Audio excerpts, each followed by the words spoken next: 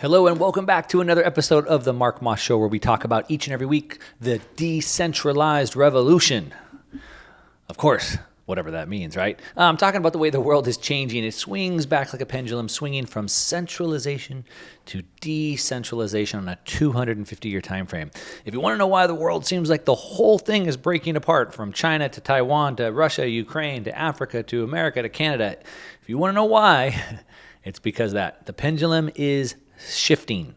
The world is changing, and we look at it each and every week through the lens of politics, finance, and technology. It's those three things, and it's really technology is what changes the world the most. When we go through thousands of years of history, it's always the catalyst that does that. It drives the change. Of course, we're talking about Bitcoin and the decentralized technology. But we're looking at it through the lens of all of those things, so you can start to see all the stuff that's going on in the world today, and then you can bring it together and put it into context together so you can understand what's going on. And we do that by looking at some of the latest breaking news, and it has been a busy week. There is always so many stories coming out, and this week might have been one of the biggest stories that we've seen in a long time. Yes, it's political. Yes, it's financial. It's not quite so technical, but technology is going to have something to say on this as well. And I'm talking about something so big, this is going to change the world as we know it, especially if you're a gold investor. So let's talk about that. So I don't have to let you know that there's a war going on, the largest land war in Europe since World War II. We're talking about, of course, Russia and Ukraine. And it is shaking up the entire world. I believe it's going to change the world more than most people realize, as it's going to redraw alliances that are out there. It's already happening, right? We're already seeing this, and now people are being forced to choose sides. We saw this week China is not willing. They're unwilling to say anything or condemn anything that Russia is doing. Why? Well, because Russia and China are in on this together. So it's forcing people to choose sides. Well, if the U.S. says you have to sanction Russia and China is unwilling to do that, then that means China's our enemy too. And so we're starting to force people out. We have Germany, and we'll get to Germany in a second. But what's going on more with the money? So what we saw is that when this Russia war broke out, we had massive sanctions that were put on top of Russia. And it wasn't just sanctions as far as like, hey, we won't give them any aid, or hey, we can't do any business with them, we can't buy or sell goods with them anymore. It was like, oh, they also have money in the bank. Why don't we just steal it?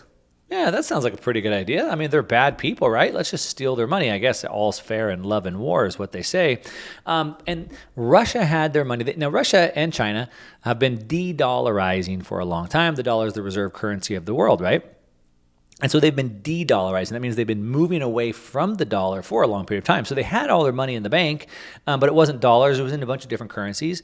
Their FX reserves, as it was called, and they were frozen. They were seized.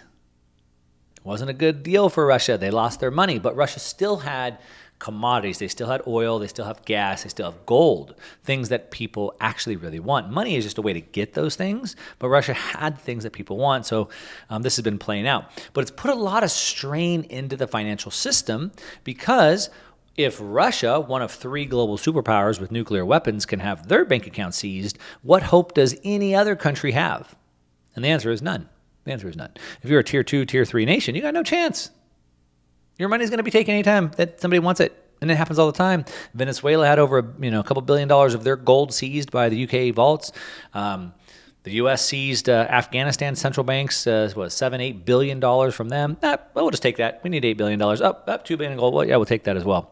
And that's what happens all the time. Now, you might say, but Afghanistan deserved it. Did they?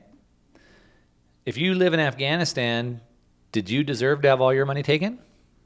I would argue that most people in Afghanistan didn't. I would argue that most people in Venezuela didn't. Now, the governments are bad, but what about the people? They get caught up in this. So anyway, what's happening, though, is because of the sanctions, first, the money was seized, so nobody can trust the banking system. And then because of the sanctions, we're forcing people to choose alliances. So now China won't condemn Russia because they want to do business with Russia. And so we have what's called the BRICS nations. That stands for Brazil, Russia, India, China, South Africa. But there's more and more nations that have been joining this BRICS alliance. Recently, we saw Iran join, we saw Argentina join. As a matter of fact, today, the BRICS nations make up 50% of the world's population. This isn't some like little small fringe group. Now, granted, they're not the economic powerhouses of the world like the United States, but population-wise, it makes up half the people. It's a pretty big deal. And they've all come together and said, look, we can't trust this banking system. It's known as the dollar, the SWIFT banking system. We can't trust that. Look what happened to Russia. We have no hope. So they said, let's start our own payment system so we can do business together and not have to worry about the U.S. empire stealing all our money. So they did. They are. It's in process. They're all trading with each other. India has become one of the biggest buyers of Russian oil. Turns out people really need things like food and energy, and they don't really care what your political ideology is. They're not going to starve to death. Hey, U.S., we love you, and we don't understand it, but maybe there's some reason that you're trying to deal with this situation that we don't understand. But as much as we love you and as much as we'd love to be on your side, we're hungry. Our people are starving to death. We need to keep the lights on. So you know what? We love you, but we're not going to back you because we need the stuff. And that's basically what's changing the world. So we've just got something this week that kicked this into a whole nother gear, and this is where things get interesting, okay? So they've already set up their own financial system. But on what? So they want to create their own new monetary system, and they want to have it be backed by gold. Just like money gold has always been money, 5,000 years. The dollar was backed by gold until 50 years ago. We're 50 years in all of history, gold was money. We're 50 years into an experiment where we have no such thing as that anymore. We've just a fake fiat currency. So Russia says we're going to back our currency by gold. The problem is there's not enough gold for banks to buy hundreds of billions of dollars with it. Not at the current prices. Now, if gold was $50,000 an ounce like it should be, then there would be plenty, but not at the $1,700 an ounce. The problem is who sets the price of gold? That's called the LBMA, London Bullion Market Association. And they get together every morning on a phone call with a couple guys, and they say, what's the price of gold today? Well, $1,700. And they just declare that.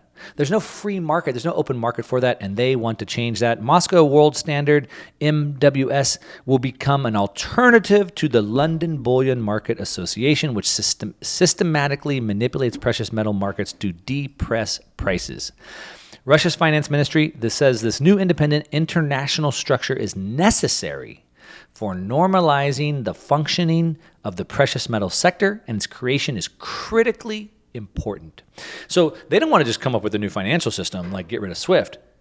They want to make gold great again, if you will. They understand that the price of gold is so heavily manipulated because of the LBMA and because of the paper markets that we have, that they're able to hold the price of gold down to $1,700 when gold should probably be $5,000 or $7,000 or $20,000 an ounce. But they're systematically keeping it down. It says the basis of this new structure will be a new specialized international precious metals brokerage, which will rely on this new Moscow World Standard MWS. It says that a committee for fixing precious metals prices composed of central banks and the largest banks of countries that are members of the Eurasian Economic Union. It's the new system. All right, and these are people who have presence in the precious metals market. According to the Russian Finance Ministry, precious metals prices will be fixed either in the traditional or in the national currencies of key member countries or using new monetary units used in international trade. All right, this is a big, big deal. I can't understate how big this is. I got a lot more to cover on this story because this... I hate to say it's the beginning of the end, but this is a big catalyst that's going to catapult us into the new system that we're moving into. All right, you have to don't sleep on this. You need to understand this. A lot of times we don't realize how big these things are until we're looking backwards on them, unless you can have them explained to you. The new competitor being introduced to defeat the monopoly of the London Bullion Market Association, the LBMA. Now, I get it. Most of you don't really understand what LBMA is or how gold works or that gold has been money for 5,000 years except for the last 50, okay? But gold is money. It has been money for 5,000 years. The last 50, it hasn't been. And as I was saying before the break, if you missed it, every morning, I think 6 guys get on the phone and they say, what should the price of gold be today? 1,700, sure. As opposed to like Tesla stock or Apple stock or Bitcoin that's being found in a free market every day by people buying and selling. And sure, there's fake, there's manipulation from buying and selling pressure a little bit. But for the most part, the price is finding its equilibrium every day by buyers and sellers, but not gold. The price of gold is set every morning by a group of people who really have no skin in the game. I'm going to break that down for you, what that means. But they have this monopoly keeping the price of gold depressed. But half of the world now, half of the world's population in this BRICS want to start their own financial system, and they want to be backed by gold, and they need gold to find its true price, its free market price discovery. And that can only be done if you can break the monopoly of the group who keeps the price suppressed, which is exactly what they're doing. It says they aim to swiftly destroy the monopoly of the LBMA and provide for stable development of the precious metals sector.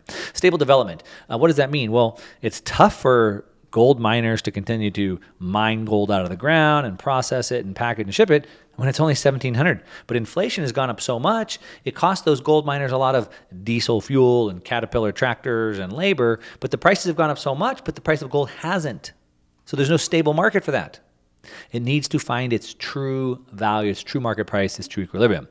Now, it says the finance ministry wants to make membership in this new organization to compete with the LBMA attractive to all market participants, as it should be, right?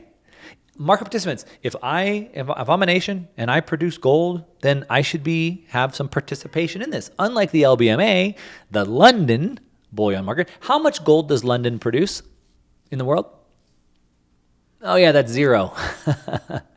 So we have a nation, a small nation, who produces no gold, and they control the price of gold. That's pretty interesting. Russia, on the other hand, wants to make it available to all market participants, especially China, India, Venezuela, Peru, and other South American countries, as well as Africa. That sounds pretty interesting. Skin in the game. It says that Russia proposes to create a market for gold, platinum, etc., which will be regulated by countries that control the resources for these metals, right? So not London, who produces no gold. How about the countries that actually produce the gold? This would be, simply put, quote, a revolution. What do I talk about each and every week? The revolution. The world is changing. This is going to be big. Let me give you some numbers, okay? Some statistics of the world gold supply. The production share of the U.S. and other hostile nations towards this produced a grand total of 22% of the world's gold. 22%. But the Eurasian Economic Union, which is this new group they put together, the BRICS, which I already explained to you what that was, and Africa together produce 60%. That's a controlling share. When you add in Peru and Venezuela, which have just now joined the BRICS, the number goes up to 62%. So the ones that are kind of on board with the LBMA, they produce about 20%, but the Eurasian Economic Union and the BRICS, they produce 62%. So it sounds like they've got skin in the game. They have a vested interest. They want to see the price of gold be set by the market, not by 6 guys on a telephone call. It says, to put it in the plainest terms possible, Russia is colluding with a number of other countries to exclude the dollar. Remember, I told you that they've been de-dollarizing now for decades. They don't want to use the dollar anymore because it could just be seized at any time. It's just a credit on a ledger that the ledger is controlled by the government of the U.S. Why do they want to use that? So they want to exclude the dollar. They want to exclude the euro. They want to exclude the pound from a system of international settlements, starting with precious metals, but not necessarily stopping there. So again, the financial system that we have today, the SWIFT monetary system that you can move dollars or euros or pounds over, is controlled by SWIFT, international settlements, and it can just be frozen or seized or stolen anytime they want. So they built a new financial system so they can trade between themselves, and nobody, the powers that be today can't go in and seize that money. And they want it to be built on top of precious metals, but they're not stopping there.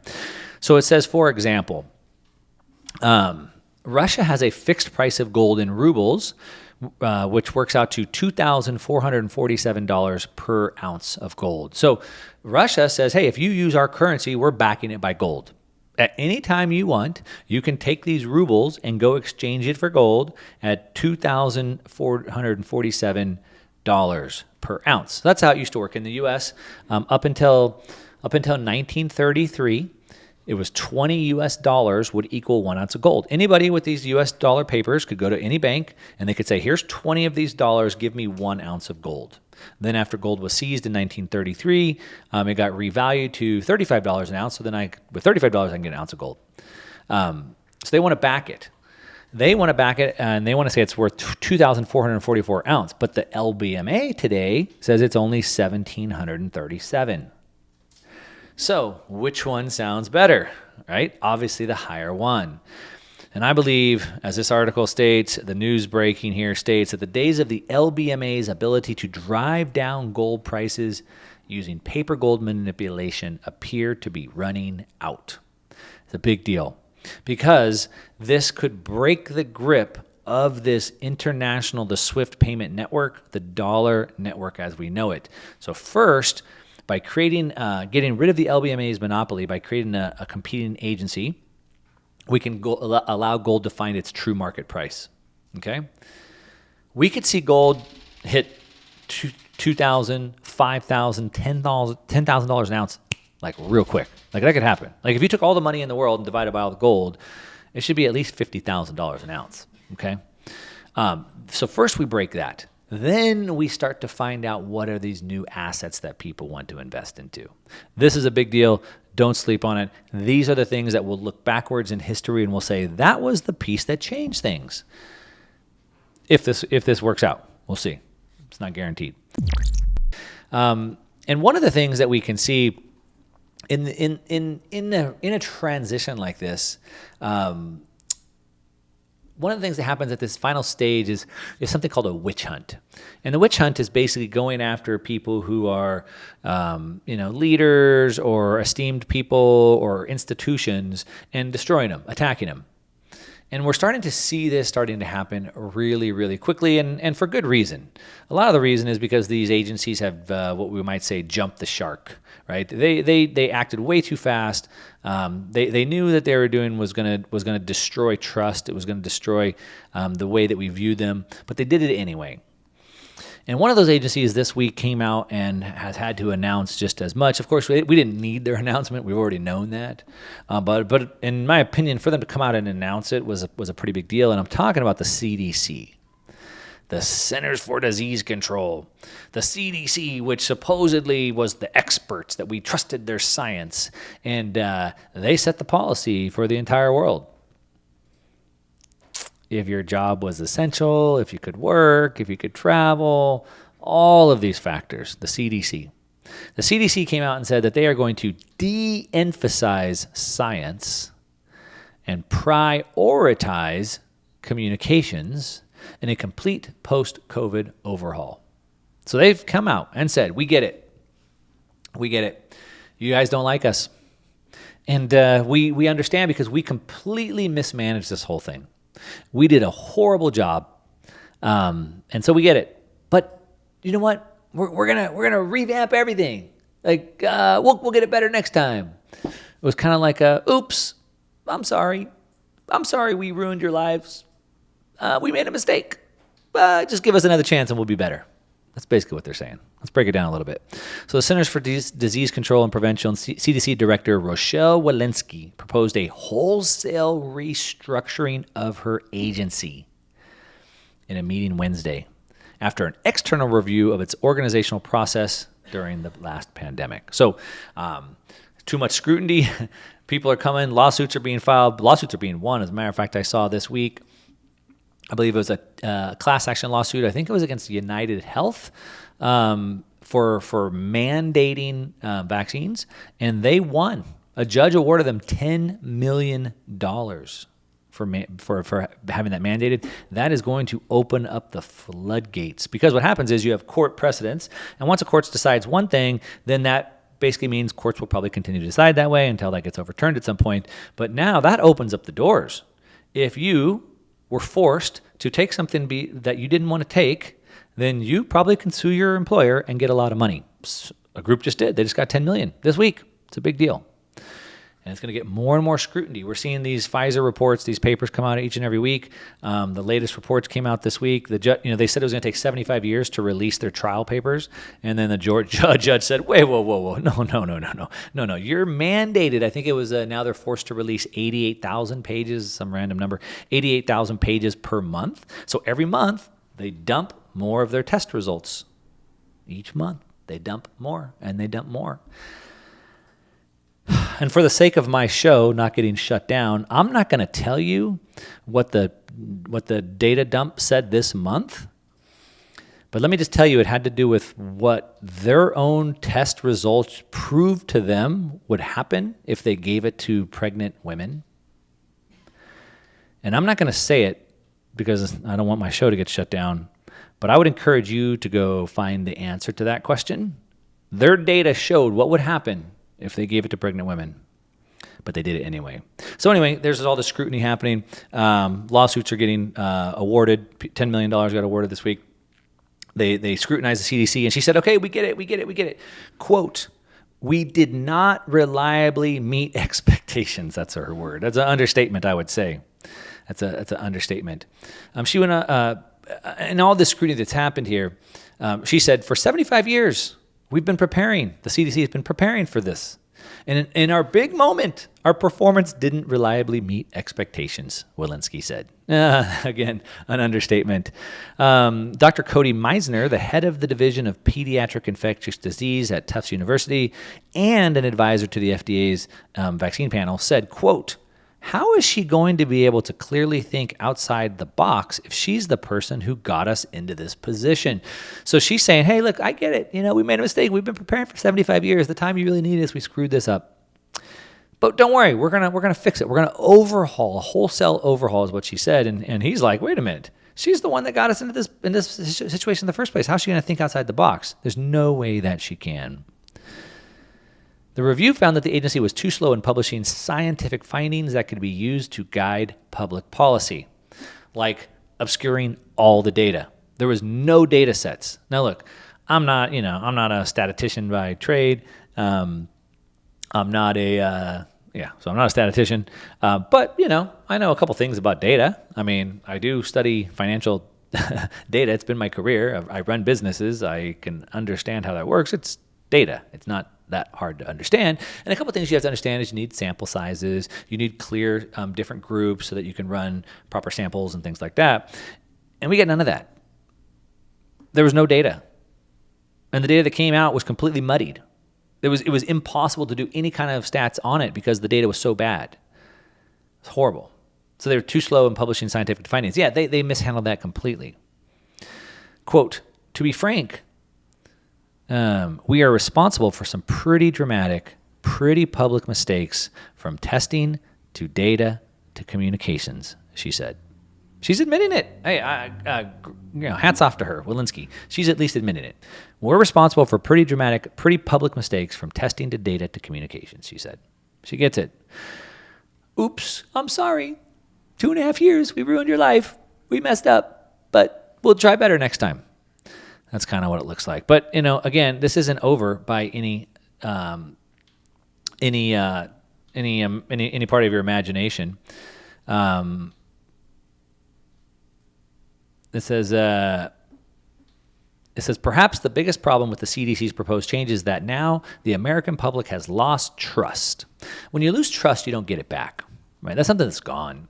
When you find when you think a business partner is embezzling from you, for example, and you're starting to question, you're starting to doubt him, you're starting to scrutinize every expense report he puts through, things like that. You're losing trust, you're losing trust. But then you find the evidence, for example, you find out he's been embezzling from you this whole time, and trust is broken, and that's it.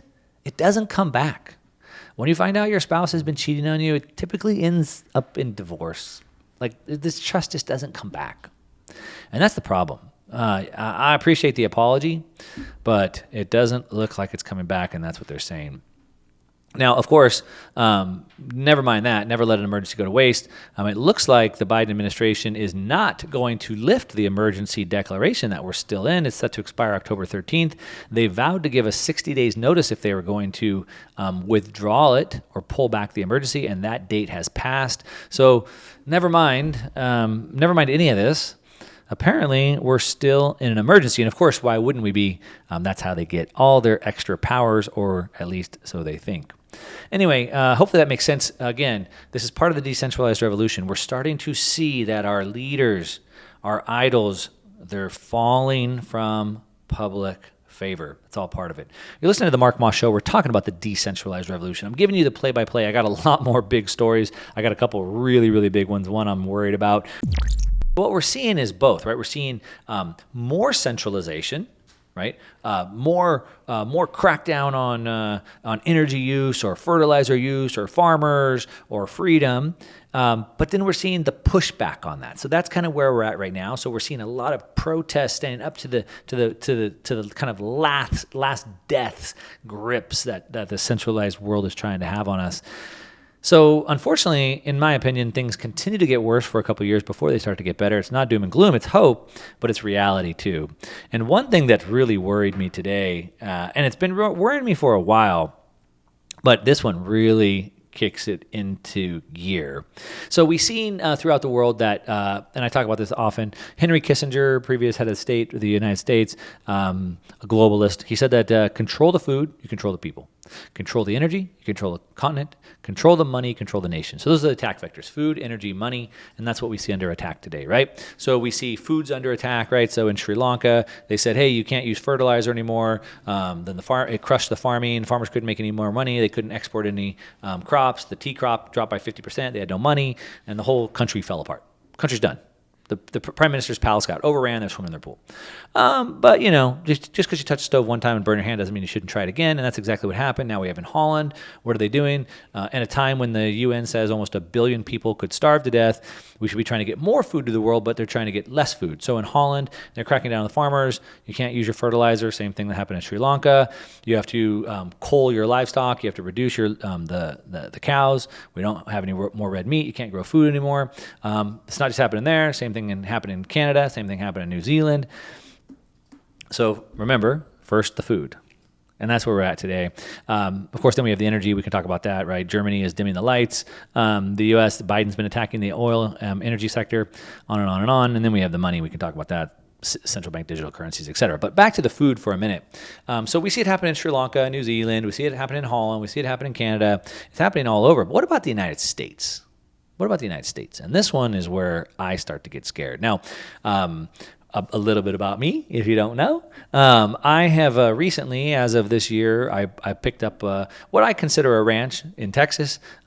In Texas, they tell me it's not a ranch. It's way too small. Anything under 100 acres is not a ranch. So whatever, it's a ranchette. It's a little ranch. Rancho Pequeño, a small little ranch. But I got the ranch, I got cows there, I got goats there, we got chicken there, we got food, right? And I want to have a place that I can go and I could have my own food, natural food. I don't want genetically modified food. I don't want processed foods. I want food. I was taught that if a food has a label, so someone said, when I'm looking at labels, what am I looking for? What should I be looking for that it has or doesn't have? And the answer is, if it has a label, you shouldn't eat it. I believe that we should eat what is living or was living. That means meat and vegetables. And my vegetables, I want them to be grown non-genetically modified. I want them to be natural. The reason why is that food is like DNA to our body. I know I'm going a little bit off the trail here for a second. Hang on, I'll be right back. But food speaks to our DNA, and certain foods tell our body to do certain things. Protein tells our muscles to build up, right? Fat tells our body to store that for energy. So different things, and different plants have different mineral makeups, and they increase or decrease inflammation, right? Things like that.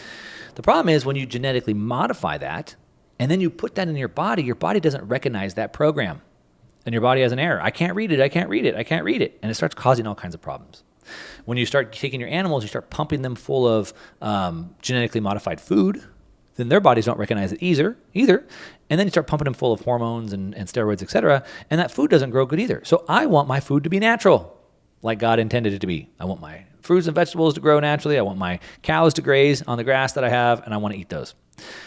And we should all be allowed to do that, right? But that's not what the United States says. As a matter of fact, this week, big, scary news, an Amish farm is under threat from the United States federal government for refusal to abandon traditional farming practices.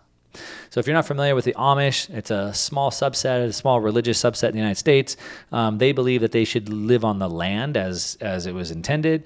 So they've rejected all forms of technology. They still get around on like oxen and carts. They don't use any types of tractors. They do everything by hand. Hey, whatever, each their own. They're not hurting anybody. If they want to, walk behind a plow to plant their field instead of using a tractor, good, more power for them. As a matter of fact, everyone should be for that because isn't the big problem like using these tractors and like all the pollution? So like, shouldn't that be actually good? Isn't that what these globalists want to go back to the Stone Ages and do everything by hand? And that's what they do. I'm not for that. I'd rather use a tractor, but so be it, right? But that's not what the United States government says. So Miller's Organic Farm. You need to know about this. I'm going to give you a link that you can go find out more information. You should say something to do something. All right. Miller's Organic Farm, located in the remote Amish village in Pennsylvania, has been around for 30 years. The farm supplies everything from grass-fed beef and cheese to raw milk and organic eggs, to dairy from grass-fed water buffalo and all types of produce, to roughly 4,000 private food club members who pay top dollar for high-quality whole food. So they've been doing this for 30 years. Grass-fed beef, cheese, milk, produce, etc. And they do it for 4,000 people that pay to be in this club. The private food club members appreciate their freedom to get food from an independent farmer that isn't processing his meat and dairy at the U.S. Department of Agriculture facilities, which mandates that food be prepared in the ways that Miller's Organic Farm believes make it less nutritious. I agree. I want my food to grow naturally, as it was intended to be, in the sun, walking around, not in a pen, eating genetically modified food. They recently sent, when I say the U.S. government doesn't agree, the U.S. government sent armed federal agents to the farm and demanded they cease operations. The government is also looking to issue more than $300,000 in fines, a request so steep it would put the farm out of business. For what? For what? What is the United States government sending federal agents to a farm that's been doing this for 30 years for? And trying to fine them for $300,000 to put them out of business? This is an attack on Amish religious freedoms, which are guaranteed in the Constitution. Our religious freedoms are guaranteed. And even if it's not about religion, so what? They don't have the right to grow food and eat it? What? Making it even more independent, Miller's farm also doesn't use gasoline or fertilizer. And therefore, the war between Russia and Ukraine isn't affecting the bottom line. Miller isn't dependent on big industry players or the government, and he's providing healthy food to his community the way he believes God intended. The government is trying to intimidate his operation and shut it down. For what? Now, there's a link here. LeaveThemAlone.com. I'd like you to remember that, write that down, go to that link, LeaveThemAlone.com, and go there and sign a petition. We're trying to get as many signatures there as possible, and it'll be delivered to the U.S. Federal Eastern District Court of Pennsylvania. But this is an attack on you, right? First, they came for this group, I didn't say anything. Then they came for this group, I didn't say anything. And then they came for me, nobody said anything. Look, they are coming after you. You have no right, in their view, to grow your own food and eat it. If you don't eat the government-mandated sludge, the bugs, that's what they want you to eat, the bugs. If you don't eat their mandated fake meat, and their soy sludge that they produce, then you're a threat, apparently. How dare you have a cow that eats grass and you eat that? You can't do that. How dare you have produce that you grew yourself and you eat? You can't have that. You have to be dependent on us. That's what I'm talking about. The state, the centralization powers. You can't be independent and feed yourself. You must depend on us. This is peak centralization, and we need to be pushing back on this. This is the battle. LeaveThemAlone.com. Go check it out. You're listening to The Mark Moss Show. We're talking about the decentralized revolution, and this is a big piece of it. I went on a little tangent there. Oh man, there's a lot going on in the world today. Hopefully that made sense for you. Hopefully you enjoyed the show. I'd love to hear from you. Hit me up on social media at @1MarkMoss. And that's what I got. Thanks so much for listening. Since you've stayed to the end, I know you like this video, which means you're probably going to really like this video right here and this video right here.